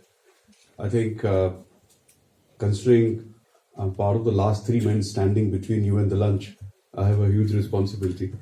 And this reminds me, even Kabir, while he used to worship, said, "Bhukhe bhajan na kije, mala apni lijiye." Unhone Ram ko bhi bol diya. So I'll try to be as quick. So time pressure is on me as well, sir. We'll try to cover that very quickly. But going back to the last session, we had Admiral Chauhan talking about the lack of imagination. And after completing my army duties, I was working with United Nations in Afghanistan. And while interacting with US forces, I could get my hands to a document which was talking about the failures which led to the 9/11 attacks. And I've seen some documents within India as well. But the startling difference was the first failure which was endorsed in that document was failure of imagination. Nobody could have imagined that aircraft can be used as a missile, and that can be a threat itself. So I think that bit of a failure of imagination has been in us, but there are great people who are also killing that unnecessary failure, and I would like to give credit to General Pannu for sure for bringing Homeland Security and satellite together. I've been part of some security committees, including one of the government committees which was looking at how to make India habitat secure in 2035. And satellite was not even a word discussed for monitoring, for anything like that. So thank you, sir, for bringing these two important things together. So that's the new imagination. I think the ideas over here which are coming from the chair and other speakers will also help us to bridge that particular aspect. At the same time, before I go forward, I do also want to profusely thank all of you who have worked to make India a strong force within the overall satellite domain, satellite industry. Special thanks to, first of all, whosoever is working in the government sector, PSU, because I know the lure of NASA as a word is huge enough. And all the startups which are coming up. So all the seniors who have shown the vision and leadership, and all the youngsters who said, "I'll do more than what you've been telling me." So thanks to all of you, and a big applause to all of you for making India a force within the satellite industry. So my reason of being here is more of homeland security, a little bit less of satellite. Though we work on a lot of modern day technology, new age solutions, and have worked on few satellite solutions as well. But I hope to do more and more shortly in future, because this integration is a very critical integration and should be start taking place. Some of the initial thoughts when I look at the way space technology can really work about, I think this is the most vast resource and the least harvested. That's the first thought which comes to me when we're looking at homeland security and space technology coming together. And even overall, even more than only the homeland security, I think it's such a vast resource and one of the least harvested. And we all know there's a huge race already there to dominate that space as well. And what I can foresee, or maybe it's already happening, and some of you experts will know more than us, is the way cyber used to see less attacks because there was less activity. And now the cyber has become such a critical aspect because we all have started living in the cyber world. We watch movies here, we do banking here, we order food here. So obviously the number of attacks going up. Moment this space within the satellite is going to use more and more, I think obviously the dominance and the attacks and the way to handle that space is also going to be more dangerous and vulnerable. I think we all need to be sure that over-reliance on that technology without enough robustness and protection can also be a challenge. While working in operations, we have seen how GPS can misguide us as well, which was a purposeful effort, not that it was a technology error taking place. So that's where, when I salute and thank all of you for making this indigenous for India, has become far more critical. And especially when we work on the word security, security is not only about that incident. A lot of people think security is needed when there's an incident. Security is really about prevention, psychological comfort before even goes to incident. And even after the incident, there is enough after post-incidents analysis and everything, because that is also going to prevent nothing happening in future. And what satellite does, it provides all three together. So that's a huge boon that should be coming in when we're looking at the SIGNET technology able to push us the modern day security features. What you'll see here is something which European Space Agency believes that space can do for safety and security. And I'm not showing this slide or something which is picked up from that agency directly to say that how nicely they have covered. Rather, I want to say that how less they have thought. Already thoughts from a respected speaker who has done it here are going beyond this. So there is this limitless space, and this will really provide us even the new avenues, and that the same factor of imagination has to come in. But something which I'd like to maybe highlight a little bit is, now satellite technology has become so expert that it can go below Earth. It can surely have been seen above Earth for very long. So even when at the borders we are looking at tunnels being used for drugs and every kind of smuggling, satellite is able to look almost 200, 300 meters down from the Earth's surface. So there is so much available, and there is so much which can be further explored. Because right now, the technology which is there to use satellites and evaluate how much of minerals and mining can be done is as good to identify tunnels and anything else that we want to achieve. Similarly, whatever needs to be done in terms of even preventive. For example, although Admiral Chauhan did say in his previous session that since there was lack of communication being seen towards the Pakistan side, so they were not aware of 2611. I will not agree with that. Somebody who's doing it is very much aware of what they're doing. And at the same time, that's where the critical aspect comes in. While your ground technology has a limitation of horizon, you cannot see beyond the horizon. The satellite can see the full Earth at one go. So if you are able to track and trace even the boats, drones, or anything else originating from a certain direction, you can put artificial intelligence in that to say, moment you cross this, I want an alert. Till the time it's within certain kilometers of our enemy borders and certain kilometers away from me, it doesn't matter.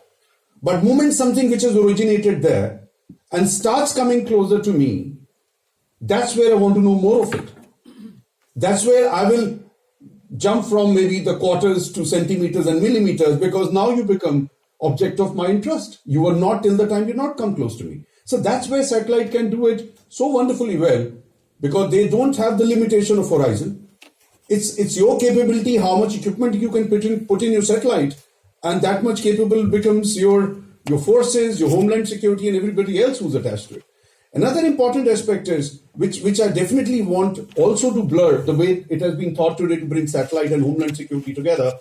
Security is security.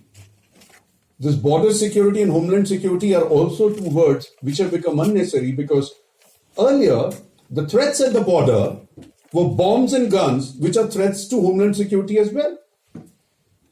We're not worried about knives anymore. We are worried about very advanced level weapons, including sometimes discussing chemical, biological, and radiological weapon being used inside homeland security for attacks. So what's the difference? So we need as much technology for homeland security as you need at the borders, or maybe more, because the complexity of crime is huge here, which is not at the border. Complexity of cyber crime is huge, which is not at the border. So we need more of it. So I think this beginning today should be able to maybe change a lot of things in the overall discussion, the way it's happening at all policy making and everywhere else. I think I will try to move a little faster to save time. This is where India has already done great, and we already have a huge capability. And not only that India has a huge capability in-house, we are selling this technology even to the globe. And I'm sure you all have heard of stories about the amount of money which was used to make Mars as a movie. We used that much money to send a satellite to Mars. And that's the cost difference we are able to provide even in the international world when the satellite usage is defined. But yes, there are a few things, maybe fine-honing this and fine-tuning this, and also making ourselves more commercially adept, that we are able to reach out and not face a lot of sanctions, because the international world will also come with sanctions if they see you growing beyond what they think you should grow. So they want you to grow, but they want you to grow within the limits of what they think is best for you. So I think that's where a lot of things will change, and this is again more of operational effectiveness that can be achieved right at the borders or the law enforcement. And these are brilliant work, just that a lot of them are happening at a pilot stage, and they have not started reaching a stage of full India implementation, but I'm very sure the day is not far away. The way Digi Yatra is one of the projects which is unique worldwide, I'm very sure a lot of other projects are going to flow in when the satellite technology will help us to improve a lot of things. Just one quick last word on one case study that I'd like to show. And if you look at the pictures, Kerala flood in 2018, and thanks to Kundu sir, who's done great work at Himachal as well, but I had already put this slide up, so rather than changing, I'm still showing it. So while what you're looking at is what kind of devastating impact it had, but satellite was again very effectively used to bring all these features in and provide a response. Obviously, any ground communication in such situation will not be there. And even ground communication, when you're looking at a war scenario, security scenario, not only the power failure and the equipment failure, it can also be the enough of jamming that can take place. So that's where your second layer of satellite, or maybe sometimes first layer of satellite and changing the second layer to ground is also a possibility. Guiding the rescue boats, way to go. Able to even identify a live body from a dead body. That's the ability a satellite has today. That's how pinpointed even the rescue missions can take place. Because even the ground forces, whether it's the State Disaster Response Force or NDRF, anybody, they're as blinded as any other human is, unless you have additional technology and equipment. That's where this will change, and this will start bringing a lot of better response. And I can also tell you that I can name at least more than 20 case studies when India in a disaster response has fared multiple times better than any developed country or any other country in this world. So thank you for all the good work, and I'm sure we have a lot of good days with satellite in the future. Thank you so much.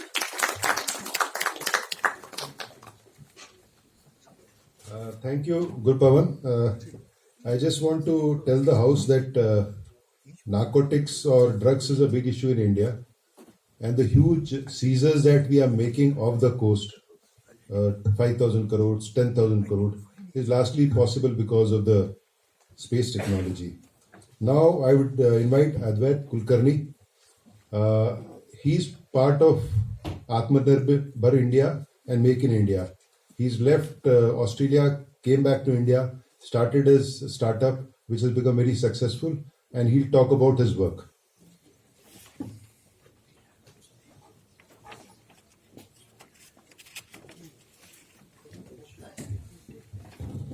Good afternoon. Thank you, Chair, for this opportunity. Thank you, Sia, for inviting me to this conference, and it's absolutely a pleasure to be in presence of such an august gathering. I have started a company called Vasundhara Geotechnologies back in 2017, and primarily what we do is we focus on automated image interpretation of satellite data primarily. So we have been plugged in with the armed forces for the last 3 years. We work with the 14th Corps, 33 Corps. We work actively with DGMI as well on certain particular aspects. And in all of this area, what we have been trying to do on a more persistent level is to pick up changes in the area and alert the agencies about it. This is, however, not my focus of the talk today. I want to focus on a few other topics, again related to persistent and consistent observation of satellite data and how AI has really changed the entire domain of persistent observation on a large area, that is the game. So I'll narrate a small use case and I'll be very precise about it. So we also work a lot with the Maharashtra state government. While we do that, we ended up working, having an interaction with the Nanded district collector. Nanded is a district east of eastern parts of Maharashtra. We had an interaction with the honorable collector, where they had an issue of desilting of the Manjra river. Okay, this might seem going in a very different direction, but I'm sure I'll bring it back to the observational capability of space. The Manjra river over there, approximately a 72 kilometers stretch, sir, had a lot of silting issues, and desilting needed to be done at multiple points so that the entire banks, embankments are safe and water doesn't keep flowing out. What had become a problem is that there was not a massive flood that had happened in the area, but the local administration and the collector's office were vigilant enough and were alerted that some banks are compromised and there is a few critical areas that will get flooded if not paid attention to and if desilting is not done in apt amount of time. So that is where we plugged in. I'll just talk about a little statistics. So it was a 72 kilometer stretch. 800 total villages were in that entire watershed of that 72 kilometer Manjra river. 38 villages were in the threat of landslides and 27 villages were in the threat of floods.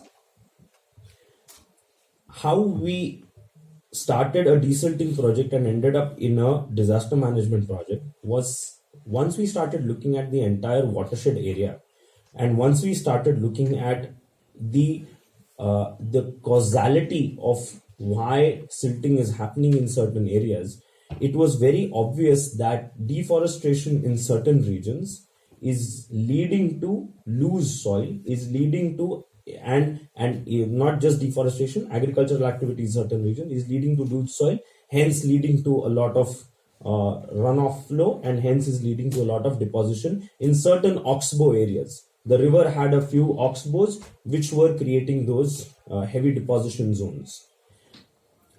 Why this was important is because we were able to use persistent observation. We did weekly observation using open source data for the last 3 years, and we were able to pick up these trends and we were able to see these small indicators which were actually adding up to the larger problem. So these were small indicators like excessive agriculture activity in certain areas, excessive deforestation in certain areas, leading combined with rainfall and precipitation data, combined with the slopes, combined with the soil type, combined with how the stream network of that entire area is. All that put together gave us a good sense of understanding of how the soil erosion is happening, where is the problem, where do we need to actually work so that silting does not happen in the first place. Because at the end of the day, just continuing to do desilting at multiple number of points is not going to be the sustainable problem. That is what came out as part of the solution. So why this example is very critically important is because this is an extremely good example where the local administration actually picks up space as one of their primary tool of analysis and runs with it, moves with ground truthing with the data that they have. Now comes the fun part. The fun part actually is that the local administration effectively was able to get down to the village level, was able to persuade the sarpanch and the gram sevak level. And let me tell you this, that they might seem away from technology for all intents and purposes, but they are not. If they are told in the way that they understand, and if they are told in a way that they are also included in the solution of the problem, they get on board very fast. Then I mean, even better than the urban administration, to be very frank. We had long discussions with we included more than 520 villages into the entire solution, and we were able to give them pinpoint interventions of what needs to be done so that their landslide issue and their flooding issue all can be taken care all in one go itself.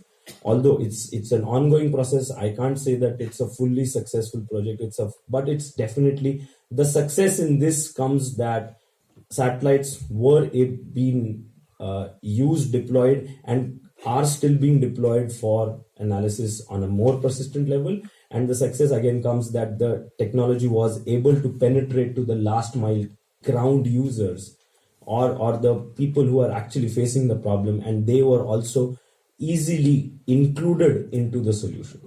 So those are my 2 cents on how technology, and of course it being a disaster management problem, it is definitely a homeland security problem at the end, because a flooding and a landslide is going to put extreme amount of stress on that local administration, who is maybe not very well equipped of all such eventualities. So though that is how I would just end at narrating the nation that I've given, as how a desilting project ended up becoming a full stack disaster management project at the end of the day.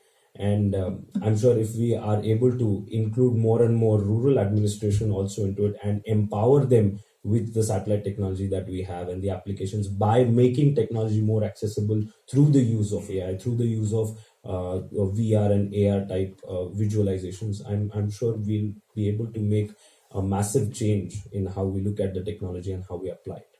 So those are my 2 cents. Thank you so much.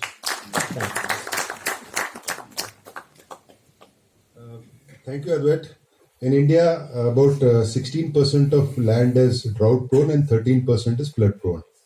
And we were not able to solve this problem. But with solutions that Mr. Advait has given, I think the work is going on in the country, and probably 10-15 years from now, we'll be able to address this comprehensively.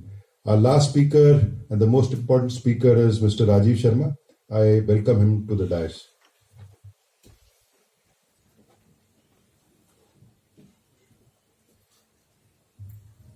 Good afternoon. First of all, thank you very much, General Pannu and Kundu sir, for getting me here and giving me an opportunity to have some interaction with a broad range of experts. We are all aware that what space technology is offering, and it is being used extensively already, especially in the defense sector, and that's where I feel it was a great idea, as my friend said, challenging the imagination. And that has brought some of us here today to interact with you all. Of course, we have been, for the security, internal security, we have been using some of the space technology in some ways. we have a partnership with the Hyderabad-based center, EDRIN, and we've been organizing some capacity building courses for our officers on three major issues. And that is started on a prodding by National Security Council Secretariat some time back, and that led us to our partnership with EDRIN, and now we are running regular courses on counter-insurgency operations planning, border operations planning, and urban operations planning, and also on crime mapping, analytics, and predictive system. But again, it's a very limited way in which we have started harnessing space technology. And that is where role of Bureau of Police Research and Development comes in, because we are supposed to be studying the new products, new technologies, and interacting with the industry and formulating quality standards which can be utilized by law enforcement agencies.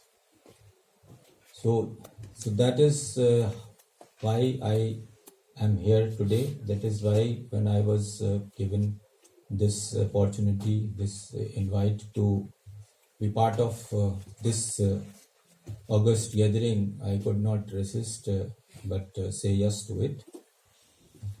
And that is where I start, that we have made a small beginning by participating in this exercise, which I think is the third one.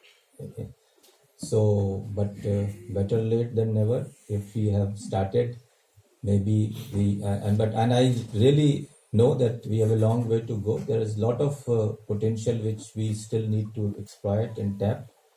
But I'm sure with the help of the experts, especially those stakeholders who are already using it to a large extent, my friends in the military, I'll request them if they can share their experiences and they can tell us more that what all benefits they have already derived and which they feel can be also used by the other counterparts. We had good presentation by my fellow panelists, and the way it is already being used in part of the country in our fight against Naxalism and in LWE areas. Similarly, more extensive use I find is still feasible in coastal security. We are having a lot of efforts to step up our coastal security. So there also I find a lot of ways in which space technology can come of our help. Disaster management already pointed out very well by Advait. Drug menace, yes, there is again a lot of potential. Terrorism, I need not tell more. And then holding of ammunitions and all by people in especially these infested areas where we are facing insurgency. So what I see, I will not take much time. So what I see is that there are a lot of areas in which I find that there is a scope for us to go further. With the industry people here, they are already working in this area. They have been developing a lot of solutions. So there I can request them that they can suggest solutions to us, whatever they feel like. We will also be giving some problem statements to you if we will try to have another round of small interaction at some point of time. General Pannu can facilitate that for us. So we can come up with certain problem statements for you, and then let us see how we can go forward in that. What I see is definitely an urgent need for more synergy among all of us. police agencies, we may be not there so far in a big way, but let us try to increase and expand that possibility.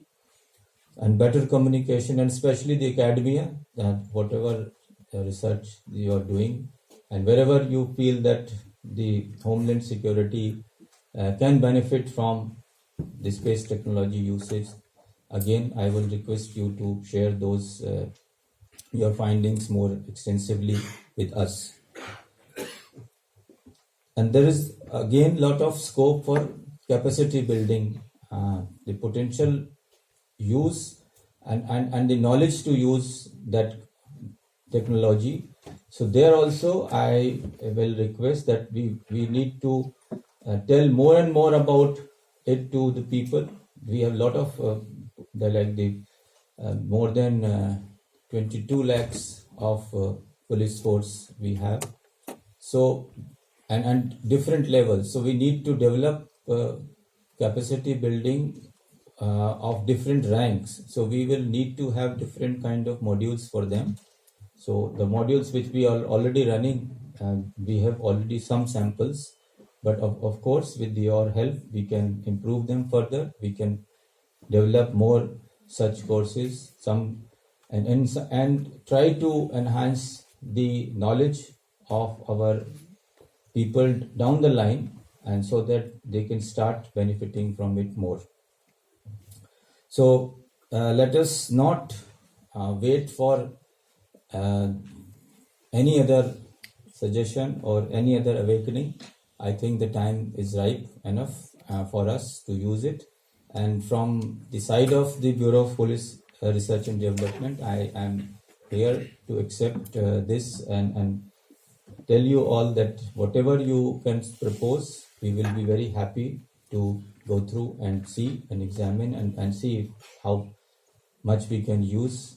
And you are most welcome to come up with your ideas, and we'll be happy to interact with you all and see how we can make some difference in our capacity of enhancing the homeland security, enhancing the internal security, enhancing our border security. So that is all is my request for all of you today. Thank you very much. Jai Hind. So we can take a couple of questions because this is a new topic recently introduced. Sir, a lot of questions. Please, madam. Hi, good evening, everyone. Good afternoon, everyone. Thank you so much. I am Ashima Jha. I am currently serving as the Youth Ambassador of the Diplomatic Club India. And it's been an absolute honor and privilege to be a part of this insightful discussion and sitting with the dignitaries and extremely experienced people like you. I have a little question. I strongly believe, and as I represent the youth here, I strongly believe that innovation in space and technology, they hold immense potential. And we have a lot of students who are working with us as a part of Young Diplomatic Club. I just wanted to know from your expertise and experience that what specific skills or expertise should younger generation focus on developing to actively participate in space and security related industries, because many college students are a part of our team. So what kind of skills we can work towards giving them and training them so that we can have more effective and robust youth of the nation?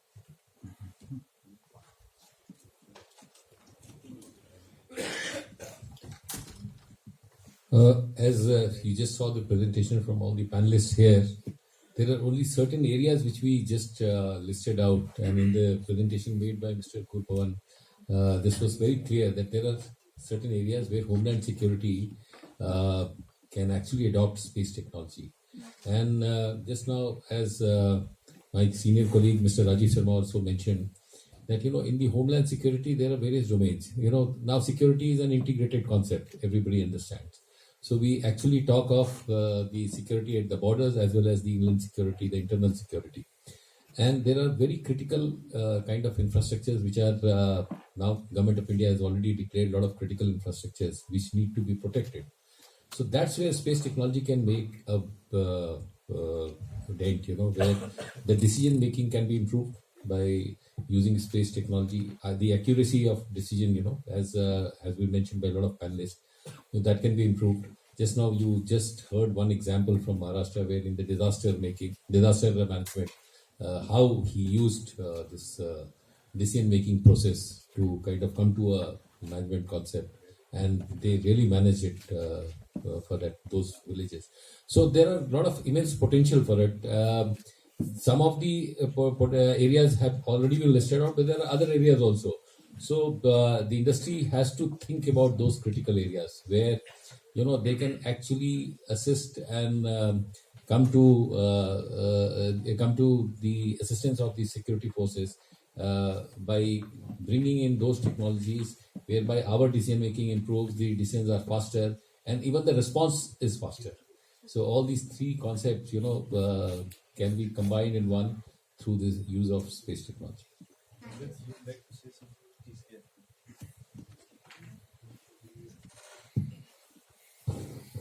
Right. Am I audible? So it's a very pertinent question, and we keep engaging with youngsters in terms of capacity building, in terms of skilling and upskilling as well. Quite a number of occasions that we do. One thing, so I won't comment a lot on the defense and the security aspect of it, but I'll comment a lot on the space aspect of the story.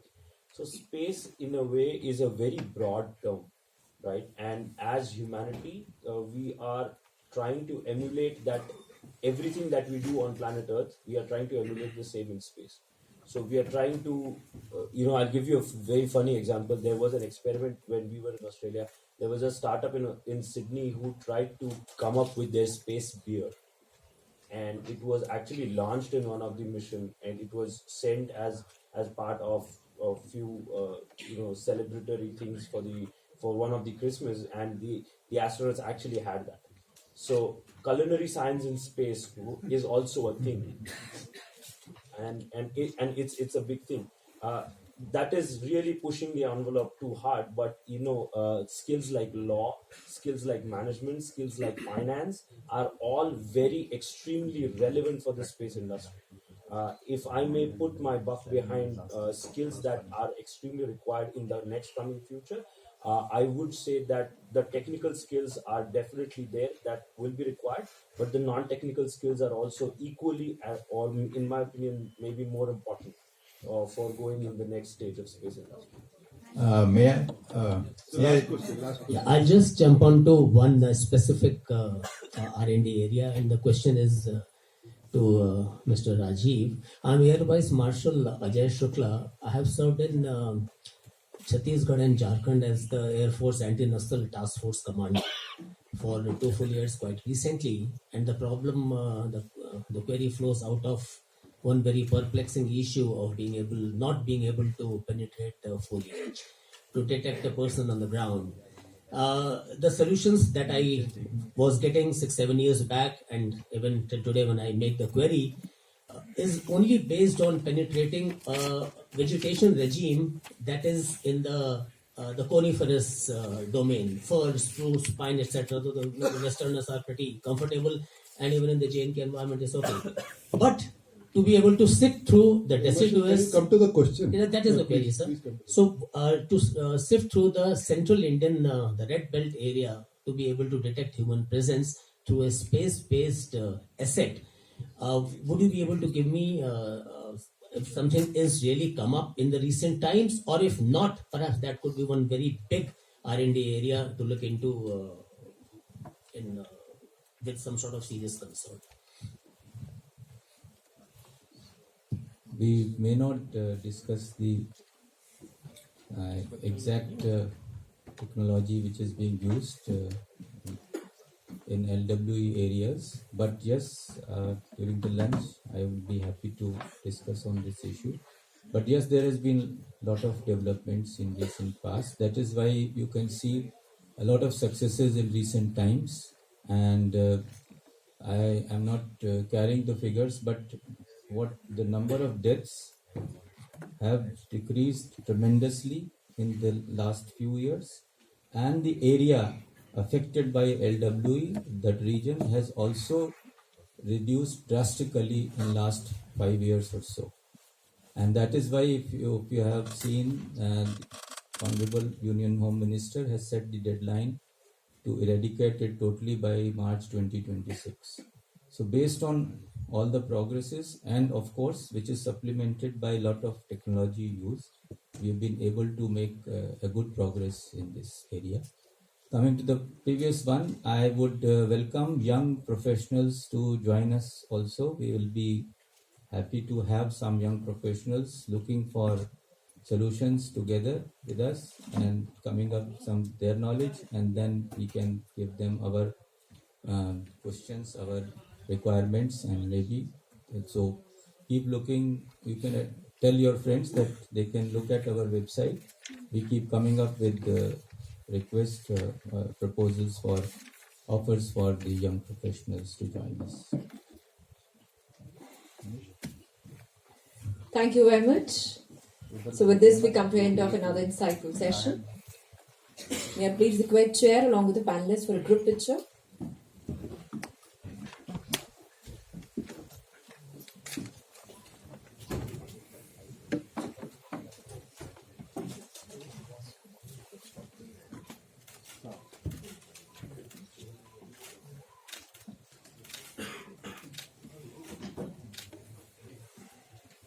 Thank you so much. So it's 1:50. Right after 30 minutes, we'll resume for the next session. We're heading into the lunch break. And right after 30 minutes, we'll go into the next session of the day. See you all at 2:20 p.m. here in the same place. I wanted to tell them I have handled 7 disasters in last 1 year. I like it, sir, because now you would use to फिर तो वही office जाके आपने nap तो पहुंच